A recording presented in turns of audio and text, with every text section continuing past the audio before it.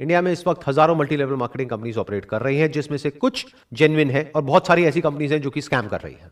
In fact पास में भी ऐसी बहुत सारी कंपनीज हैं जिन्होंने पब्लिक के साथ में बहुत बड़ा स्कैम किया। उसके बाद में या तो वो कंपनीज बंद हो गई या उनके जो ओनर्स थे उन्होंने सारा पैसा इकट्ठा किया पब्लिक का और वो भाग गए। और जब इस तरह के स्कैम्स बहुत ज्यादा बढ़ गए हमारी कंट्री में, तो गवर्नमेंट ऑफ इंडिया ने एक बहुत ही अच्छा स्टेप उठाया पब्लिक वेलफेयर के लिए। Consumer protection direct selling rules को इंट्रोड्यूस किया।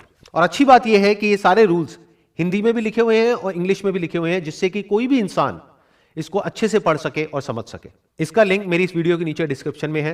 इससे पहले कि मैं बात करूं कि ये रूल्स क्या है, हमको ये समझना बहुत जरूरी है कि जो डायरेक्ट सेलिंग इंडस्ट्री है इसकी शुरुआत कैसे हुई थी और उसके पीछे का लॉजिक क्या था। तो जब इस इंडस्ट्री की शुरुआत हुई थी तो उसका लॉजिक बड़ा सिंपल सा था कि आपने एक प्रोडक्ट खरीदा, अगर वो प्रोडक्ट आपको पसंद आया एज कंज्यूमर, तो आपने आगे अपने फ्रेंड्स को और रिलेटिव्स को रिकमेंड किया। जब रिकमेंड किया तो उस कंपनी को प्रॉफिट हुआ, तो उस प्रॉफिट में से कुछ परसेंटेज उस कंपनी ने उस इंसान को दिया जिसने उस प्रोडक्ट को रिकमेंड किया। अगर इसी तरह से इस बिजनेस को एक्चुअल में किया जाए तो इसमें कुछ भी गलत नहीं है। लेकिन अगर एक कंपनी के जो डायरेक्ट सेलर्स हैं वो उस कंपनी के प्रोडक्ट के बारे में तो कोई बात ही नहीं कर रहे हैं, वो बात कर रहे हैं किसी ऐसे प्रोडक्ट के बारे में जिसका उस कंपनी के प्रोडक्ट से दूर दूर तक कोई कनेक्शन नहीं है। फॉर एग्जाम्पल, वो कंपनी बेच रही है साबुन, तेल, शैंपू, और वहां पर बात करी जा रही है मर्सिडीज की, BMW की, और उस कंपनी को आगे से आगे जो लोग ज्वाइन कर रहे हैं उनके ज्वाइन करने का मकसद उस कंपनी के प्रोडक्ट्स या सर्विसेज नहीं है, बल्कि पैसा कमाना है, यहां तक कि उनको प्रोडक्ट से कोई लेना देना ही नहीं है। तो ये एक कंप्लीट स्कैम है जिसको गवर्नमेंट ने पूरी तरह से बैन किया हुआ है। और इस स्ट्रक्चर में कुछ लोगों का तो फायदा होता है, बाकी लाखों लोगों के पैसे डूब जाते हैं। मैं आपको एक रियल लाइफ एग्जांपल देता हूं, उससे आप ज्यादा अच्छे से समझ पाएंगे। फॉर एग्जाम्पल, एक कंपनी है जहां पर 10 लाख लोगों ने ज्वाइन किया हुआ है, उसकी साल की टर्नओवर है 100 करोड़। वहां पे अलग अलग तरह के प्लान्स होते हैं। कहीं पर होता है कि आपको आगे 3 लोगों को ज्वाइन करवाना है, कहीं पर होता है बाइनरी प्लान, यानी कि आपको आगे 2 लोगों को ज्वाइन करवाना है। बट इन सारी कंपनीज को बोलते हैं डायरेक्ट सेलिंग कंपनीज। तो ये जो डायरेक्ट सेलिंग कंपनीज होती हैं, ये अपने डायरेक्ट सेलिंग नेटवर्क में 30 से 50% के बीच में पैसा डिस्ट्रीब्यूट करती है। एवरेज हम कह सकते हैं 40%। 100 करोड़ में से 40 करोड़ रुपए चला गया इस कंपनी के डिस्ट्रीब्यूशन नेटवर्क में। अभी अमाउंट सुनने में बहुत बड़ा लगता है, 40 करोड़ रुपए। और जो भी कोई नया मेंबर उस कंपनी को ज्वाइन करता है उसके माइंड में यही होता है कि अगला करोड़पति मैं ही हूं। बट अब एक बार प्रैक्टिकली देखते हैं कि अगर वो कंपनी चाहे भी तो क्या सबको लखपति करोड़पति बना सकती है। ज्यादातर क्या होता है कि इन कंपनीज में आप एक पैटर्न देखोगे, हर कंपनी का कोई ना कोई एक फेस होता है। वो एक इंसान स्टेज पर आकर के खड़ा होता है, वहां पर वो इंसान आकर के स्टेज पे सबके सामने अपनी इनकम को शेयर करता है और सबको बताता है कि उसके पास में कौन सी गाड़ी है। ज्यादातर इन लोगों के पास में मर्सिडीज होती है, और मर्सिडीज का भी कोई छोटा मोटा मॉडल नहीं, 3 करोड़ का, 4 करोड़ का। इसके अलावा वो इंसान बताता है कि मैं कितना पैसा कमा रहा हूं इस कंपनी से, जो लाखों में नहीं होता है बल्कि करोड़ों में होता है। यानी वो इंसान स्टेज पर आकर के सबके सामने बोलता है कि मैं महीने का 1 करोड़ रुपए कमा रहा हूं इस कंपनी से, और लोग वहां पर बैठ करके तालियां बजाते हैं। वो जो ताली बजा रहे हैं उनको ये नहीं पता है कि वो 1 करोड़ रुपए आ कहां से रहा है। इन अदर वर्ड्स, अगर वो इंसान कह रहा है कि मैं महीने का 1 करोड़ रुपए कमा रहा हूं इस कंपनी से, इसका मतलब साल का कितना हो गया, 12 करोड़ रुपए। तो 100 करोड़ में से 12 करोड़ ये इंसान ले गया।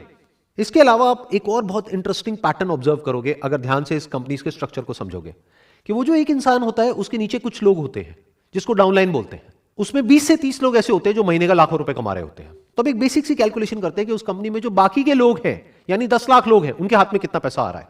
12 करोड़ मिला उस एक इंसान को जो टॉप पर बैठा है, और 30 करोड़ मिला 29 लोगों को जो उससे नीचे वाले लेवल पर है, यानी हो गया 42 करोड़।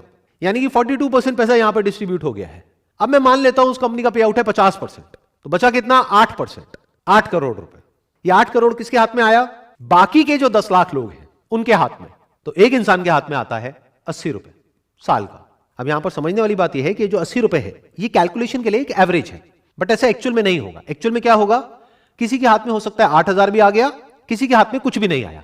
तो मैं कोई नहीं होता आपको ये बोलने वाला कि आपको ये करना चाहिए नहीं करना चाहिए, ये डिसीजन आपका है, क्योंकि सिर्फ आपका पैसा नहीं लग रहा है, आपका टाइम भी लग रहा है। प्लस जब आप ऐसी कंपनीज को ज्वाइन करते हो तो बहुत सारी ऐसी कॉस्ट होती है जिसको आपने शुरू में कैलकुलेट नहीं किया होता है। जैसे इन कंपनीज के जो सेमिनार्स होते हैं, यूजुअली उसके लिए आपको टिकट खरीदनी होती है, ट्रैवल के पैसे लगते हैं, आपका टाइम यहां पर लग रहा है। तो आपको सारी कैलकुलेशंस करके चलना है कि आपने कितना पैसा और कितना टाइम लगाया, और साल के एंड में आपके पैसा कमाने की पॉसिबिलिटी क्या है।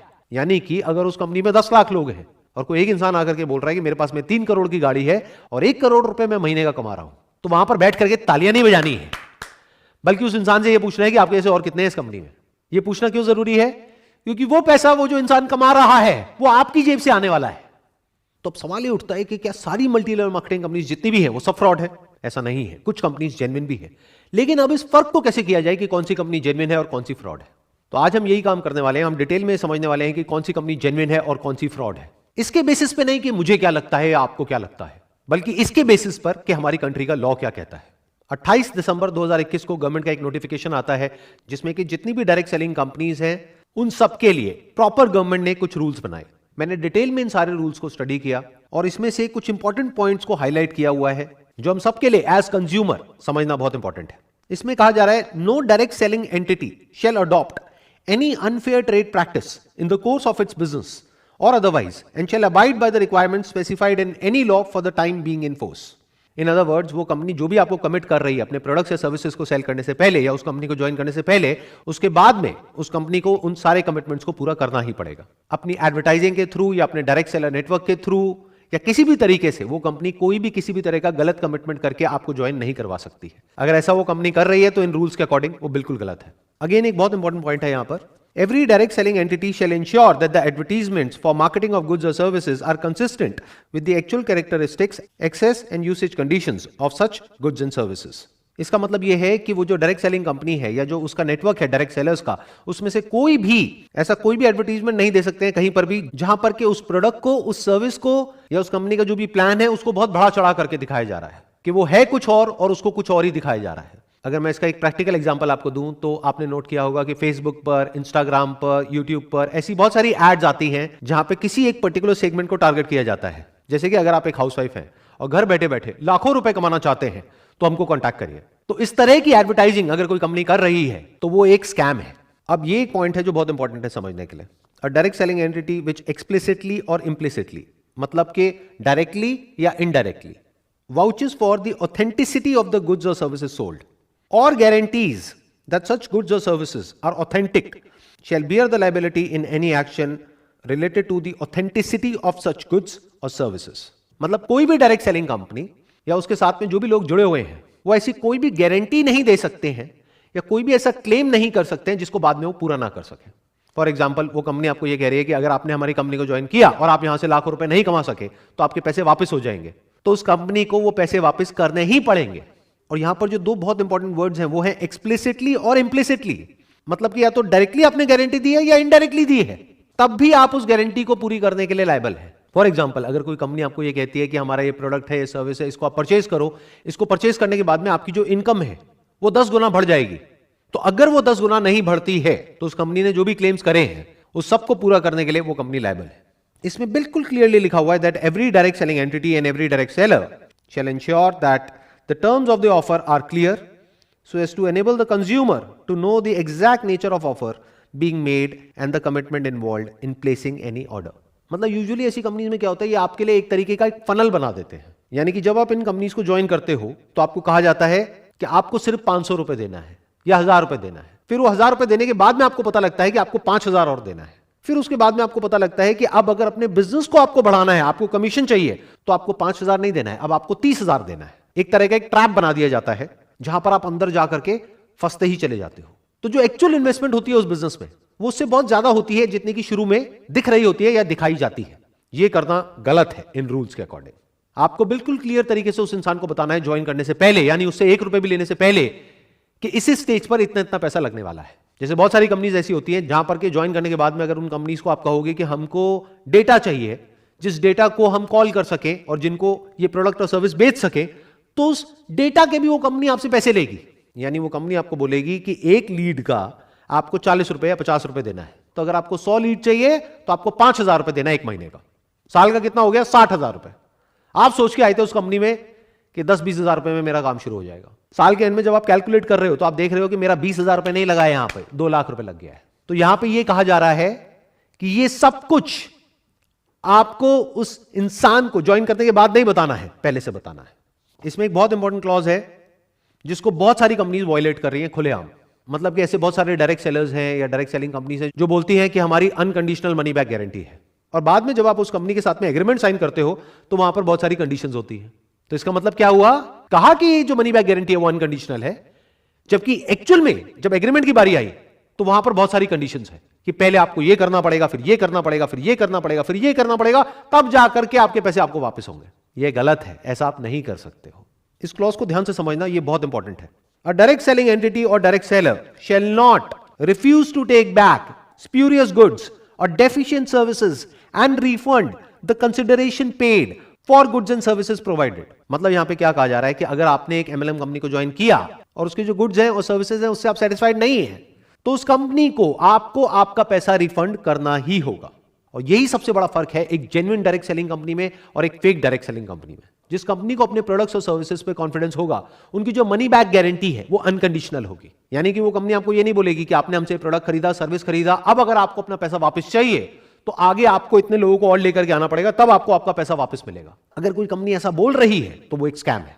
और यही बात जो मैंने अभी बोली है, ये आगे एक और क्लॉज में क्लियरली मेंशन्ड है। A direct selling entity and a direct seller shall not induce consumers to make a purchase based upon the representation that they can recover the price by referring prospective customers to the direct sellers for similar purchases. In simple words, यहां पर क्या कहा जा रहा है कि आपके ऊपर किसी भी तरह का कोई भी प्रेशर नहीं होना चाहिए उस कंपनी के प्रोडक्ट्स या सर्विसेज को सेल करने के लिए या आगे किसी को मेंबर बनाने के लिए। अगर आप उस कंपनी के प्रोडक्ट्स से, सर्विसेज से पूरी तरह से सेटिस्फाइड हो, तभी आपको रिकमेंड करना है आगे और लोगों को उस कंपनी को ज्वाइन करने के लिए। अगर ऐसा एक्चुअल में हो रहा है तो वो कंपनी जेन्युइन है, लेकिन अगर ऐसा नहीं हो रहा है तो वो एक स्कैम है। और ये सब तो वो है जो रूल्स में क्लियरली लिखा हुआ है कि ये करना गलत है। इसके अलावा ऐसी बहुत सारी चीजें हैं जो बहुत सारी एमएलएम कंपनीज में होती है, जो हो सकता है लीगली सही है लेकिन एथिकली बिल्कुल गलत है। मतलब कि अगर कोई भी डायरेक्ट सेलिंग कंपनी है जिसका एक डायरेक्ट सेलर्स का नेटवर्क है, तो स्ट्रक्चर में सारे लोगों को सिर्फ तब बेनिफिट हो सकता है जब जो प्रोडक्ट है और सर्विस है उसकी अपने आप में इतनी वर्थ है कि अगर एक इंसान वहां से 1 रुपए भी ना कमाए तब भी उसको किसी तरह का कोई रिग्रेट ना हो कि मैंने इस कंपनी को ज्वाइन किया। मतलब कि हो सकता है जो गवर्नमेंट के रूल्स हैं डायरेक्ट सेलिंग इंडस्ट्री के लिए, वहां पर यह नहीं लिखा है कि उस कंपनी के जो प्रोडक्ट्स हैं और सर्विसेज हैं उसका प्राइस पॉइंट क्या होना चाहिए, लेकिन ये आपको देखना है उस कंपनी को ज्वाइन करने से पहले। फॉर एग्जांपल, वो कंपनी आपको साबुन का डब्बा बेच रही है 500 रुपए का, जिसके जैसा सेम प्रोडक्ट आपको मार्केट में मिल रहा है 50 रुपए का। तो अगर वहां पर आपको कोई कमीशन ना मिले, कोई इंसेंटिव ना मिले, कोई पैसे की बड़ी बड़ी बातें ना हो, कोई मर्सिडीज की बातें ना हो, BMW की बातें ना हो, तब भी क्या आप वो प्रोडक्ट खरीदोगे? अगर तो जवाब है हां, तो वो कंपनी बहुत बढ़िया है। लेकिन अगर जवाब है ना, तो ये बिजनेस फंडामेंटली फ्लॉड है। क्योंकि ये जो बात अब मैं बोलने वाला हूं, इसको ध्यान से समझिएगा, ये सिर्फ डायरेक्ट सेलिंग बिजनेस पर अप्लाई नहीं होता है, बल्कि किसी भी बिजनेस पे अप्लाई होता है। अगर उस बिजनेस में रिपीट बिजनेस नहीं आ रहा है, वर्ड ऑफ माउथ स्ट्रांग नहीं है, तो बिजनेस आज नहीं तो कल फेल होना ही होना है। Word of mouth, not of the money that a person can earn from that particular company, but word of mouth of the products and services offered by that particular company.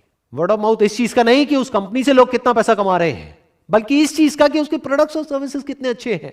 अगर actual में उस company के products और services अच्छे हैं, competitively priced हैं, और अगर आप खुद अपने घर में उन प्रोडक्ट्स को बार बार यूज कर सकते हो, तो ये बिजनेस लॉन्ग टर्म में सक्सेसफुल हो सकता है। लेकिन अगर उस कंपनी के जो प्रोडक्ट्स हैं और सर्विसेज हैं उसमें दम नहीं है, तो बिजनेस ने आज नहीं तो कल फेल होना ही होना है। और यही सबसे बड़ा फर्क है एक जेन्युइन कंपनी में और स्कैम में।